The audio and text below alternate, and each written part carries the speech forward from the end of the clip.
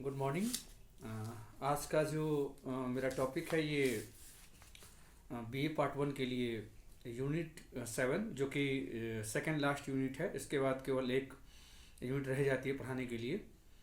देखिए जो सातवीं यूनिट है, इसका जो टाइटल है वो दिया गया है सोशल स्ट्रक्चर, और हिंदी में इसको बोलते हैं सामाजिक संरचना। और इसी के सब हेडिंग्स हैं, स्टेटस है, रोल है, और कुछ बातें की गई हैं। लेकिन इसके पहले कि मैं इसके सब हेडिंग्स की चर्चा करूं, आज मैं अपने लेक्चर को फोकस्ड रखूंगा सोशल स्ट्रक्चर पे, बेसिकली इसके कॉन्सेप्चुअल क्लियरिटी पे। देखिए इंग्लिश का जो वर्ड है सोशल स्ट्रक्चर, और हिंदी के लिए यूज करते हैं इसके लिए सामाजिक संरचना। देखिए ये कोर कॉन्सेप्ट है, एक केंद्रीय अवधारणा है समाजशास्त्र में। इससे पहले कि समाजशास्त्रीय संदर्भ में संरचना की मैं बात करूं, थोड़ा सोशियोलॉजी के कॉन्टेक्स्ट से बाहर जाना होगा हमें, ताकि हम व्यवहारिक तरीके से इस कॉन्सेप्ट को समझ पाएँ। देखिए आप किसी भी स्ट्रक्चर को उठा लें, पहले मैं शुरुआत करूंगा किसी फिजिकल स्ट्रक्चर से। जैसे अभी मैं मोबाइल के थ्रू वीडियो बना रहा हूँ, अपना वीडियो लेक्चर प्रिपेयर कर रहा हूँ, तो आप मोबाइल की बात करें तो मोबाइल एक स्ट्रक्चर हो गया। आप अपने आप को खुद खोलें, आपकी बॉडी ये एक स्ट्रक्चर हो गया। तो अब इन दोनों ही एग्जाम्पलों को मैं लेके चलता हूँ। देखें आप अपने मोबाइल सेट की बात करें तो जो मोबाइल का स्ट्रक्चर आपको दिखाई देता है ये कोई अखंड व्यवस्था नहीं है। इसका मतलब ये है कि आपको स्ट्रक्चर एक तो दिखाई देता है, लेकिन इसके कई सारे एलिमेंट्स हैं, कई सारे पार्ट्स हैं। सेकंड, जो मैंने आपको एग्जांपल दिया, अपने ह्यूमन बॉडी की बात आप करें, अपने खुद के शरीर की बात आप करें, जो आपका शरीर दिखाई देता है, आपके शरीर का एक स्ट्रक्चर दिखाई देता है, आपके शरीर की एक संरचना दिखाई देती है। इसके पीछे कई तरह की इकाइयाँ मिली हुई हैं, कई तरह के तंत्र मिले हुए हैं, ठीक है, जिनसे मिल करके हमारा जो शरीर है उसका एक स्ट्रक्चर दिखाई देता है, बॉडी का एक स्ट्रक्चर दिखाई देता है। तो पहली खास बात क्या हो गई किसी भी स्ट्रक्चर के बारे में, कि कोई भी स्ट्रक्चर कई सारे पार्ट्स से मिलकर बना होता है, ठीक है। देखिए सेकंड चीज़ क्या है इंपॉर्टेंट स्ट्रक्चर के बारे में, वो ये है कि आप जो स्ट्रक्चर की यूनिट्स हैं इनको मात्र रख देने भर से ही स्ट्रक्चर फॉर्म नहीं हो जाता, स्ट्रक्चर अपने आप में निर्माण उसका नहीं हो जाता, बल्कि जो भी इसके पार्ट्स हैं इसमें एक मीनिंगफुल रिलेशनशिप होना बहुत ज़रूरी है। दूसरे शब्दों में आप कहें कि एक पैटर्न का होना बहुत ज़रूरी है। जैसे आप किसी बिल्डिंग की बात करें तो इस बिल्डिंग में, किसी भी बिल्डिंग में, बिल्डिंग के स्ट्रक्चर में कई सारी चीज़ें हैं, वॉल है, रूफ है, उसके अंदर कई सारी चीज़ें लगी होंगी, सीमेंट वगैरह हैं, सरिया हैं, लेकिन आप इन सब सारे पार्ट्स को एक जगह रख देंगे केवल, उससे बिल्डिंग का स्ट्रक्चर फॉर्म नहीं हो जाएगा, ठीक है। तो किसी भी स्ट्रक्चर के फॉर्मेशन के लिए ये बात बहुत ज़रूरी है कि उसके जितने सारे पार्ट्स हैं ये मीनिंगफुल तरीके से आपस में जुड़े हों, ठीक। दूसरी चीज़ ये हो गई। तीसरी चीज़ ये हो गई जो बड़ी खास है स्ट्रक्चर के बारे में, कि कोई भी स्ट्रक्चर एक बाहरी अपीयरेंस है, एक बाह्य रूप से आपको वो चीज़ें दिखाई देती हैं, इससे आप कुछ इंटरनल जानकारी प्राप्त नहीं कर सकते, कुछ इंटरनल क्लैरिफिकेशंस इसमें नहीं मिल पाते आपको, ठीक है। अब मैं आता हूँ सोशियोलॉजी में, कि सोशियोलॉजी में बेसिकली स्ट्रक्चर को कैसे देखा गया है। देखिए अब मैंने आपको जितने एग्जांपल दिए वो फिजिकल स्ट्रक्चर के थे, लगभग सब बातें आपको यहाँ पे देखने को मिलेंगी सोशल स्ट्रक्चर में, ठीक है। अर्थात सोसाइटी के कई सारे पार्ट्स होंगे, ये सारे पार्ट्स आपस में इंटरकनेक्टेड होंगे, मीनिंगफुल वे में कनेक्टेड होंगे, तब जाके आपको सोसाइटी का एक स्ट्रक्चर दिखाई देता है।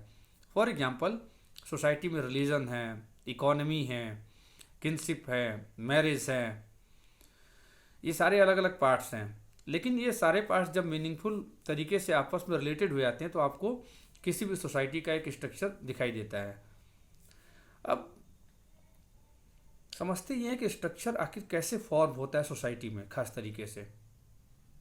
देखिए, आपको शायद पता ही हो कि सोशियोलॉजी का इंटरेस्ट किसी खास इंडिविजुअल में नहीं है, बल्कि सोसाइटी का इंटरेस्ट